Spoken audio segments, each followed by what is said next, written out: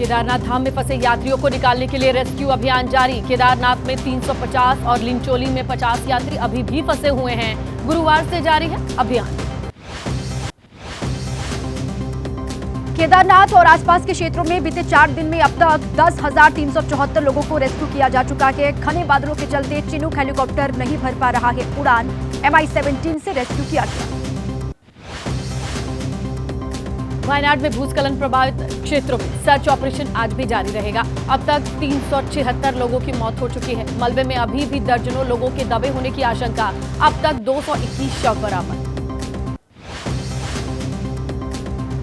वायनाड जिला प्रशासन ने लैंडस्लाइड में जान गंवाने वाले अज्ञात शवों का कराया सामूहिक अंतिम संस्कार। मलबे से अब तक बरामद हो चुके हैं सैकड़ों पार्थिव शरीर। केरल के कोझिकोड में लापता अर्जुन के परिजनों से मुख्यमंत्री पिनराई विजयन ने मुलाकात की। शिरूर भूस्खलन में लापता हुआ था अर्जुन। कर्नाटक सरकार ने अर्जुन की तलाश फिर से शुरू की। केरल में विपक्षी कांग्रेस गठबंधन के विधायकों ने की घोषणा। मुख्यमंत्री राहत कोष में अपना 1 महीने का वेतन देने का फैसला किया गया है। कहा, तबाह हुए घरों के पुनर्निर्माण में मदद करेंगे। हिमाचल प्रदेश शिमला के आसपास के जिलों में पिछले 5 दिन से बादल फटने, अचानक बाढ़ आने और भूस्खलन से 87 सड़कें बंद पड़ी हैं। मौसम विभाग ने 8 अगस्त तक भारी बारिश का अलर्ट जारी किया है। मौसम विभाग ने संवेदनशील क्षेत्रों में भूस्खलन और अचानक बाढ़ की संभावना जाहिर की है। निचले इलाकों में जलभराव के खतरे के मद्देनजर जारी किया गया है अलर्ट। लोगों से सावधान रहने के लिए कहा गया। हिमाचल प्रदेश में 1 अगस्त को बादल फटने की घटना के बाद रामपुर के समेज गांव में राहत बचाव का काम अभी भी जारी है। आपदा में 6 लोगों की जान गई है। 36 लोग अभी भी लापता हैं। सर्च ऑपरेशन चलाया जा रहा है। हिमाचल में आपदा को लेकर पूर्व सीएम जयराम ठाकुर ने कहा, शुरुआती दौर में काफी नुकसान हुआ। पीएम मोदी ने भी चिंता जाहिर की। सभी जनप्रतिनिधि राहत कार्य में मदद कर रहे हैं।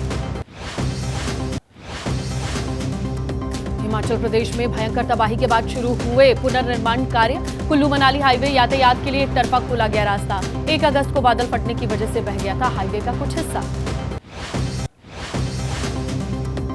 लाहौल स्पीति में जाहनमा नाले में बाढ़ आ गई। चंद्रभागा नदी में जलस्तर बढ़ने से जोबरंग पुल डूबा। चंद्रभागा नदी ने रौद्र अवतार दिखाया। किसानों के खेत फसलों को भारी नुकसान पहुंचा।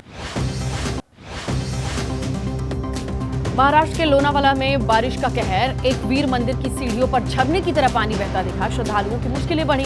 करला किले को पानी की तेज बहाव से नुकसान भी पहुंचा।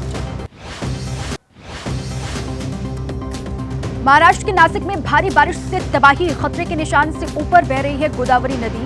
गंगापुर बांध से 8,000 क्यूसेक पानी छोड़ा गया। हालात बाढ़ जैसे।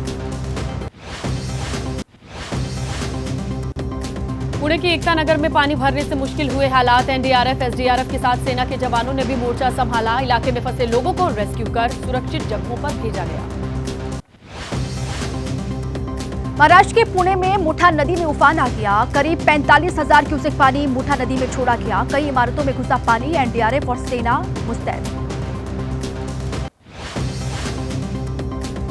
पुणे में बाढ़ प्रभावित एकता नगर इलाके में पहुंचे एमएनएस प्रमुख राज ठाकरे। बाढ़ प्रभावितों से मुलाकात की, हालात का जायजा लिया। मध्य प्रदेश के छिंदवाड़ा में कट्टा नदी का बहाव कम होने के बाद लापता युवक की तलाश जारी। एसडीआरएफ की टीम वहां पर मौजूद है। नागद्वारी मेले में जा रहे श्रद्धालुओं की कार बह गई थी। एक युवक लापता है। मध्य प्रदेश की राजधानी भोपाल में मूसलाधार बारिश से बिगड़े हालात। कई इलाकों में पानी भरा। 20 परिवारों को रेस्क्यू किया गया। पेड़ गिरे। भोपाल में 6.3 सेंटीमीटर की बारिश दर्ज की गई। मध्य प्रदेश के कटनी में पिछले 48 घंटों से हो रही जबरदस्त बारिश से नदी नाले उफान पर हैं। 24 घंटे में 152.5 mm बारिश ने तोड़ा 8 साल का रिकॉर्ड। प्रशासन ने जारी किए हैं हेल्पलाइन नंबर। एमपी के कटनी में सड़कें तालाब बनी। शहर के निचले इलाकों में पानी भरा। एसडीआरएफ ने रबर पोर्ट से पेट्रोल पंप पर फंसे 5 लोगों को सुरक्षित स्थानों पर पहुंचाया। लोगों को जलभराव वाले स्थानों से दूर रहने के निर्देश भी हैं। मध्य प्रदेश के मंदसौर में बारिश का कहर दिखाई दिया। पारली में नाले का जलस्तर बढ़ने से आफत में आई जान। तेज बहाव के बीच फंसे युवक को एनडीआरएफ की टीम ने कड़ी मशक्कत के बाद सुरक्षित बाहर निकाला। मध्य प्रदेश के मंडला में बारिश से मुश्किलें बढ़ी। नर्मदा नदी के आसपास घाटों पर न जाने की अपील की गई है। घाट पर बने मंदिर भी पानी में डूबे हैं। 12 पुलों के ऊपर से पानी बह रहा है। प्रशासन ने हाई अलर्ट जारी किया। यूपी के सीएम योगी आदित्यनाथ ने कुशीनगर में बाढ़ प्रभावित क्षेत्रों का दौरा किया। भैंसहा घाट का निरीक्षण भी किया। बाढ़ खंड के काम की जानकारी ली। निरीक्षण के दौरान लोगों से मुलाकात भी सीएम ने की।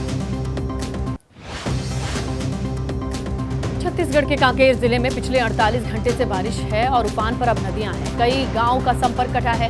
जान जोखिम में डालकर उफनाते नदी को पार कर रहे हैं लोग। लंबे समय से सड़क और पुल की यहां लोगों ने मांग की थी। गुजरात के वलसाड में भारी बारिश के बाद जलभराव की समस्या बीते 3 दिन से हो रही है। लगातार बारिश से जिले में बाढ़ जैसे हालात बने हैं। औरंगा नदी में उफान है। प्रशासन ने लोगों को सुरक्षित जगह पर भेजा। दिल्ली के एलजी ने कई इलाकों में नालों का निरीक्षण किया। जमीनी हकीकत को शर्मनाक बताया। अधिकारियों को 15 दिन के भीतर सफाई कराने के निर्देश दिए। संसद में जल्द पेश होगा वक्फ बोर्ड संशोधन बिल। सूत्रों का दावा, कैबिनेट ने 40 संशोधनों को मंजूरी दे दी है। विरोध में उतरा all India Muslim personal law board का किसी भी हाल में बदलाव मंजूर नहीं। बिल के जरिए कही जा रही है महिलाओं की भागीदारी को बढ़ाने की बात। मुस्लिम महिलाओं को समान अधिकार देने के पक्ष में है केंद्र सरकार। हर बोर्ड और काउंसिल में होंगी 2 महिला सदस्य। ऑल इंडिया मुस्लिम जमात के राष्ट्रीय अध्यक्ष मौलाना मुफ्ती शहाबुद्दीन बोले, सरकार के फैसले का करते हैं स्वागत। मौलाना ने लगाया वक्फ बोर्ड की संपत्ति भूमाफिया के संग मिलकर गबन करने का भी आरोप। अखिल भारतीय इमाम एसोसिएशन के अध्यक्ष बोले, मुसलमानों को सड़क पर आकर लड़नी होगी अपने हक की लड़ाई। मध्य प्रदेश वक्फ बोर्ड ने किया फैसले का स्वागत। कहा, अवैध कब्जों पर लगाम लगेगी। असदुद्दीन ओवैसी का बयान, बोले केंद्र सरकार मुसलमानों से वक्फ बोर्ड की प्रॉपर्टी छीनना चाहती है। अब बीजेपी के सहयोगी इस पर क्या करेंगे। बोले, हमेशा वक्फ बोर्ड के खिलाफ रही है भारतीय जनता पार्टी। कांग्रेस नेता नसीम खान का बयान, कहा कि वक्फ बोर्ड का कानून इस तरीके से बनाया गया है कि कोई उस प्रॉपर्टी को बेच ही नहीं सकता। इस तरीके का अलग तरीके का कानून लेकर आना सही नहीं है। वक्फ एक्ट में संशोधन बिल पर एसपी सांसद जियाउर रहमान बर्क का बयान, बोले बिल संसद में आता है तो पूरा इंडिया गठबंधन इसका विरोध करेगा। लोगों के बीच फूट डालने की कोशिश।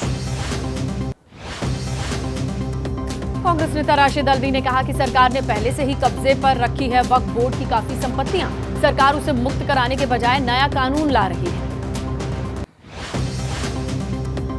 बीजेपी नेता शाजिया इल्मी बोली, वक्फ बोर्ड में सुधार की आवश्यकता। वक्फ की निरंकुश ताकतों को रोकने के लिए बदलाव बहुत जरूरी। जितना जल्दी इस पर लगाम लगाया जाए उतना अच्छा।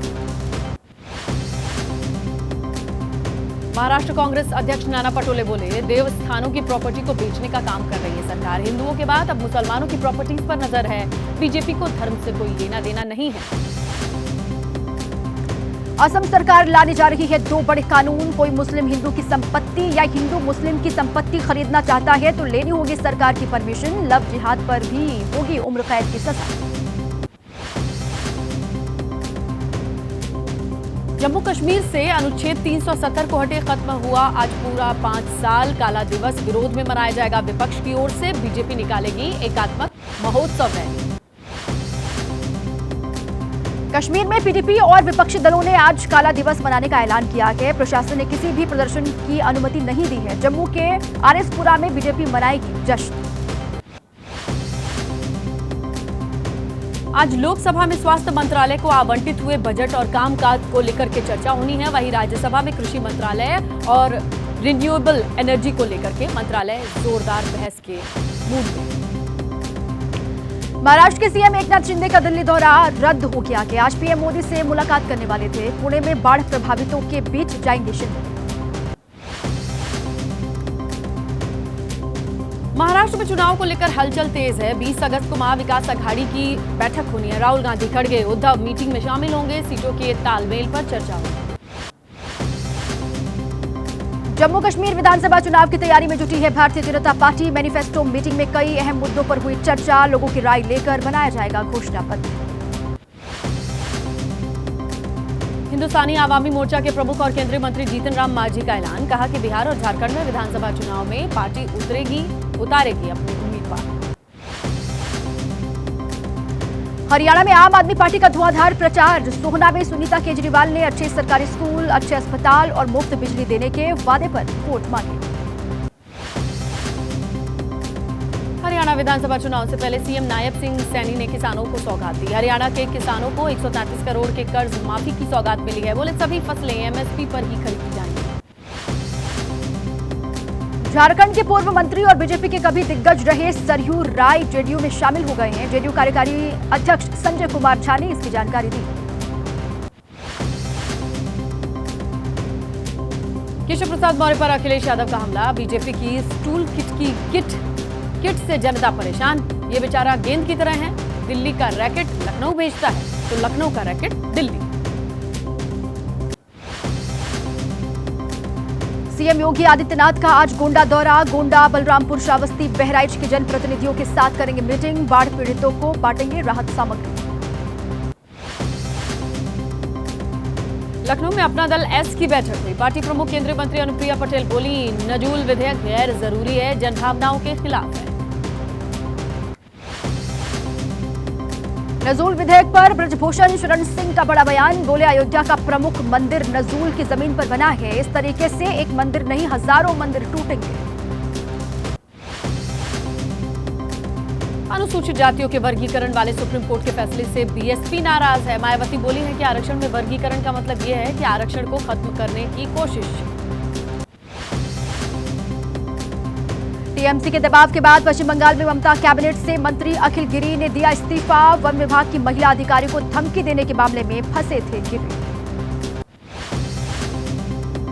बीजेपी सरकार जगन्नाथ सरकार का ममता बनर्जी पर हमला। बोले, टीएमसी की संस्कृति पर सवाल उठाते हुए सीएम ममता से इस्तीफे की मांग। स्कूल भर्ती घोटाला से जुड़े मामले में ईडी ने टीएमसी विधायक जीवन कृष्ण साहा को जारी किया है समन। आज पूछताछ हो सकती है। साहा को पिछले साल सीबीआई ने गिरफ्तार किया था।